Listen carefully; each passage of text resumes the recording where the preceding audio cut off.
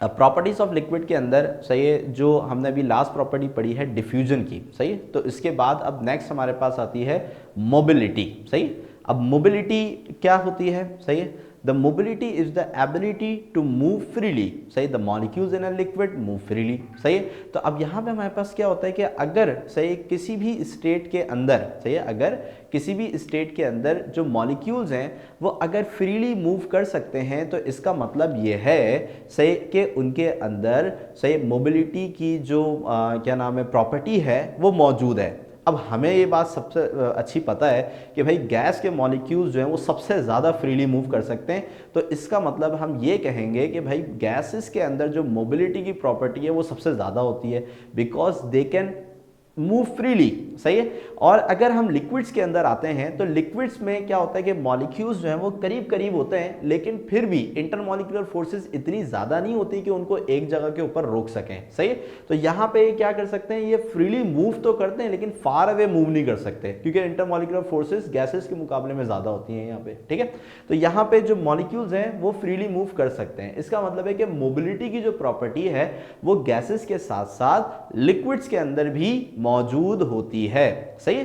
तो यहाँ पे मोबिलिटी का मतलब क्या है, सही, एबिलिटी टू मूव फ्रीली, जो कि लिक्विड्स में भी होती है और गैसेस के अंदर भी होती है, ओके, सही है। अब यहाँ पे हर प्रॉपर्टी के हमने कुछ फैक्टर्स पढ़े हैं, सही है। तो इसी तरीके से अब यहाँ पे अगर इनके फैक्टर्स की बात करें तो पहला फैक्टर है हमारे पास इंटरमॉलिक्यूलर फोर्सेस, सही है।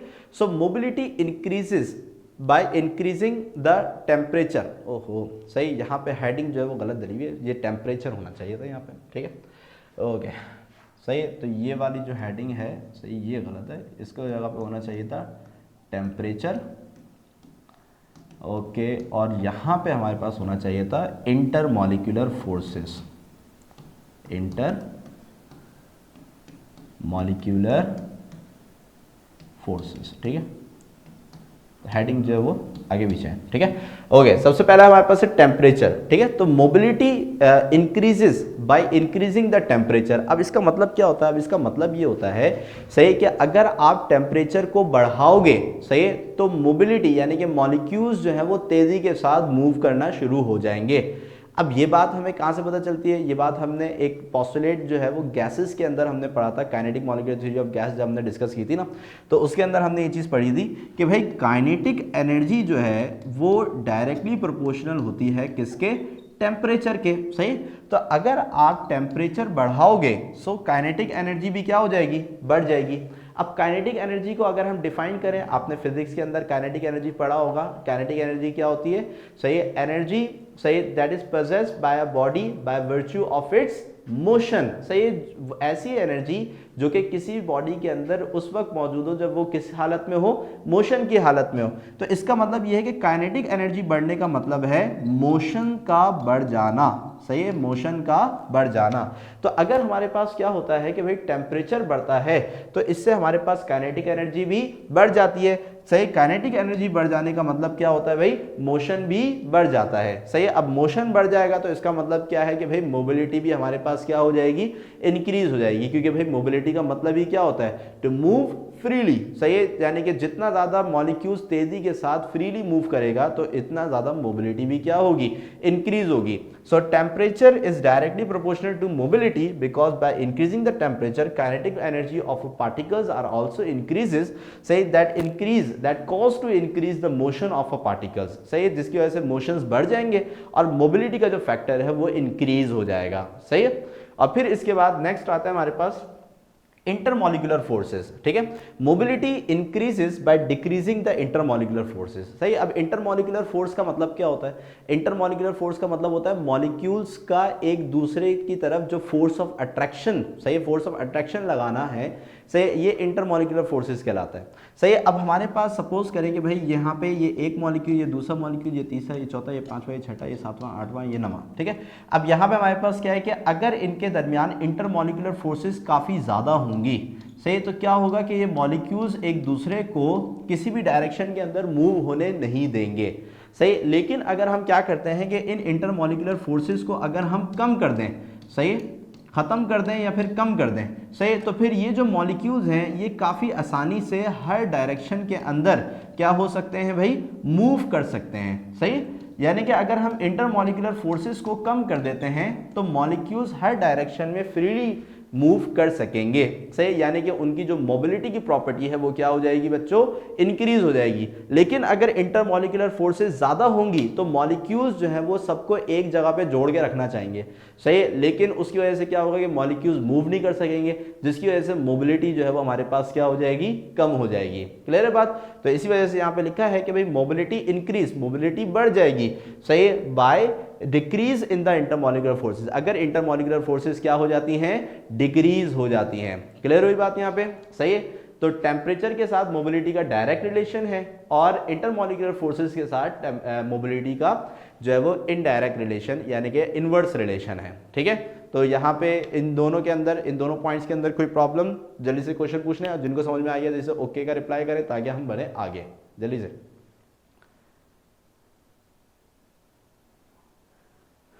जी ओके ओके ठीक है। तो अब नेक्स्ट प्रॉपर्टी की तरफ जो है वो हम मूव करते हैं, सही है। तो नेक्स्ट प्रॉपर्टी जो है हमारे पास, ओके अलिशबा, ओके आयजा, ठीक है। अच्छा नेक्स्ट प्रॉपर्टी जो है हमारे पास वो है डेंसिटी, ठीक है, डेंसिटी।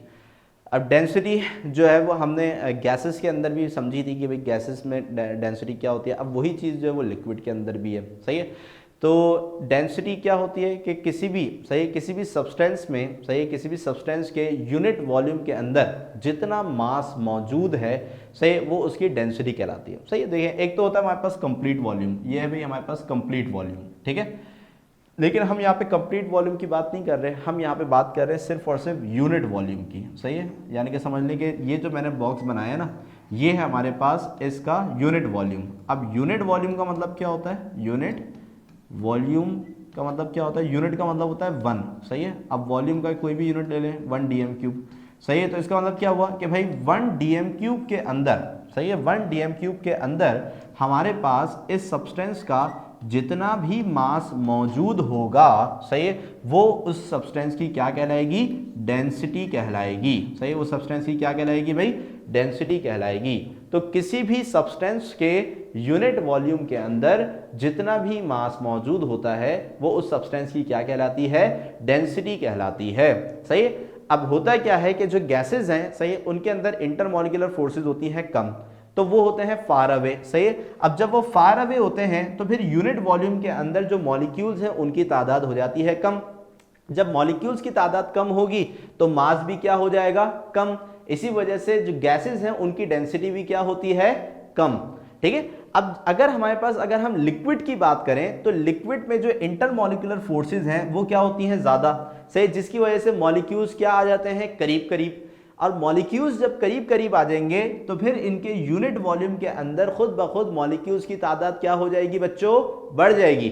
अब जैसे ही मॉलिक्यूल्स की तादाद हमारे पास बढ़ जाएगी तो भाई मास भी क्या हो जाएगा, बढ़ जाएगा। अब जब मास बढ़ जाएगा तो अल्टीमेटली डेंसिटी भी हमारे पास क्या हो जाएगी बच्चों, इंक्रीज हो जाएगी, सही है। तो भाई अगर हमारे पास यूनिट वॉल्यूम के अंदर मास कम तो डेंसिटी कम, सही है। अगर यूनिट वॉल्यूम के अंदर मास ज्यादा तो डेंसिटी ज्यादा, सही है। अब सबसे ज्यादा इंटरमॉलिक्यूलर फोर्स जो है वो किसके अंदर होती है भाई, सॉलिड के अंदर होती है। तो सॉलिड जो है वो तो बहुत ज्यादा मॉलिक्यूल्स को यूनिट वॉल्यूम के अंदर ला सकता है। अगर वो इसके अंदर हम इंटरमॉलिक्यूलर फोर्सेस जो है वो बढ़ा देते हैं, सही है, और ज्यादा मॉलिक्यूल्स जो है वो यूनिट वॉल्यूम के अंदर आ जाते हैं तो इससे क्या होगा कि मास ऑफ जो सॉलिड है इनसाइड द यूनिट वॉल्यूम वो बढ़ जाएगा, जिसकी वजह से सबसे ज्यादा डेंसिटी जो है वो सॉलिड की होगी, ठीक है। तो इस वजह से हमारे पास जो गैसेज हैं दे आर लेस डेंसर, सही है। फिर उसके बाद बारी आती है लिक्विड्स की, सही है, क्योंकि लिक्विड्स में मास यूनिट वॉल्यूम के अंदर बढ़ जाता है। तो फिर उसके अंदर हमारे पास जो, जी हाँ जी, चैप्टर 5, ठीक है। अच्छा तो उसके अंदर हमारे पास क्या होता है कि भाई जो डेंसिटी है वो भी हमारे पास क्या हो जाती है, बढ़ जाती है, सही। और फिर इसी तरीके से अगर हम सॉलिड के अंदर जाएंगे और सॉलिड में जाके डेंसिटी को पढ़ते हैं तो भाई वहाँ पे डेंसिटी सबसे ज़्यादा होगी, क्योंकि ड्यू टू द क्या नाम है, हाई इंटरमॉलिक्यूलर फोर्सेस, ज़्यादा से ज़्यादा मॉलिक्यूल्स इस यूनिट वॉल्यूम के अंदर आ जाएंगे, जिससे इनका जो मास है वो बढ़ जाएगा, डेंसिटी भी क्या हो जाएगी बच्चों, बढ़ जाएगी। क्लियर हो गई बात यहाँ पे, सही। तो डेंसिटी के अंदर कोई प्रॉब्लम, एनी स्टूडेंट?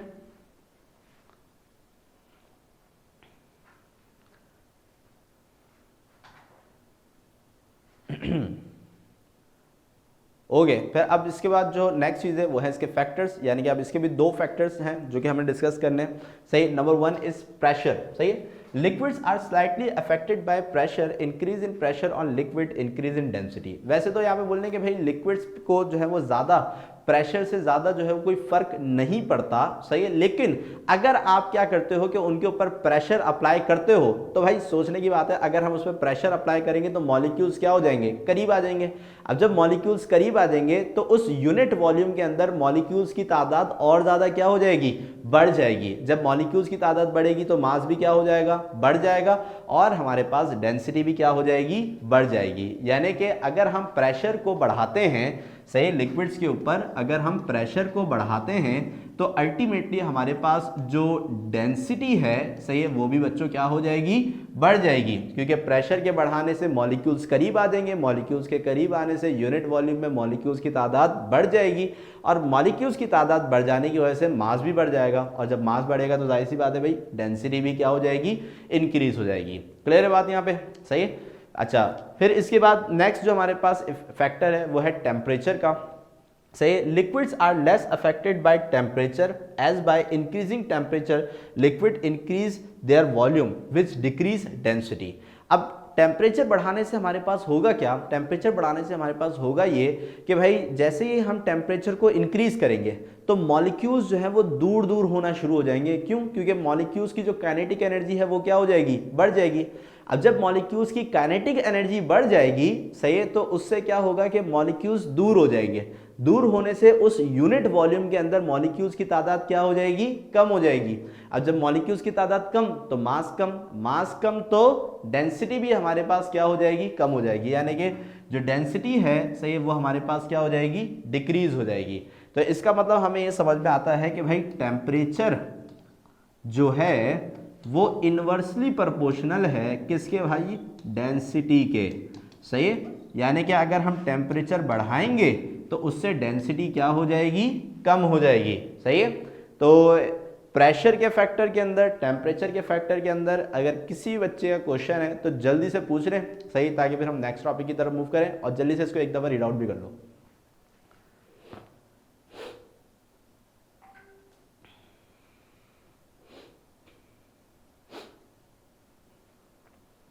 ओके, हाँ भाई, आसिफ ने तो रिप्लाई दे दिया, बाकी कौन देगा भाई रिप्लाई अभी नेक्स्ट। हाँ भाई इसमें कोई क्वेश्चन, एनीवन?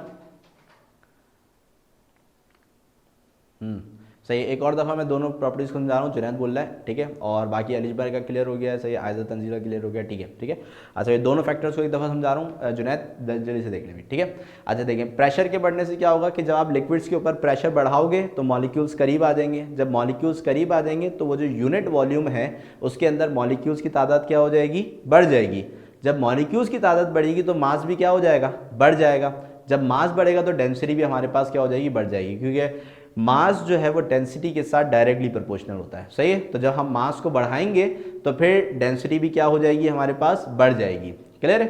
तो अच्छा, नेक्स्ट जो हमारे पास था फैक्टर वो था हमारे पास टेम्परेचर का। अब टेम्परेचर में क्या होता है कि जब आप किसी भी सब्सटेंस को हीट प्रोवाइड करते हो, टेम्परेचर बढ़ाते हो उसका, तो क्या होता है कि उसके मॉलिक्यूल्स है वो तेज़ी के साथ मूव होना शुरू हो जाते हैं। अब तेज़ी के साथ जब मूव होते हैं, सही है, तो क्या होगा कि जो मॉलिक्यूल्स हैं वो दूर दूर होना शुरू हो जाएंगे। अब दूर दूर होने की वजह से जो यूनिट वॉल्यूम है उसमें मॉलिक्यूल्स की तादाद क्या हो जाएगी, कम हो जाएगी। मॉलिक्यूल्स की तादाद कम, मास कम, और मास कम होने की वजह से क्या होगा कि डेंसिटी भी क्या हो जाएगी, कम हो जाएगी। ठीक है। अच्छा आजेब, आपका भी क्वेश्चन मैं अभी एक दफ़ा प्रीवियस आपको स्लाइड दिखाता हूँ एक दफ़ा। ठीक है, यहाँ मैंने समझाया था कि एक तो होता है हमारे पास टोटल वॉल्यूम। मैं टोटल वॉल्यूम की बात नहीं कर रहा, मैं सिर्फ बात कर रहा हूँ यहाँ पे यूनिट वॉल्यूम की। यूनिट वॉल्यूम मतलब 1 dm³। तो किसी भी सब्सटेंस के 1 dm³ के अंदर जितना भी मास आ सकता है, सही, वो उसकी क्या कहलाती है, डेंसिटी कहलाती है। ठीक है भाई।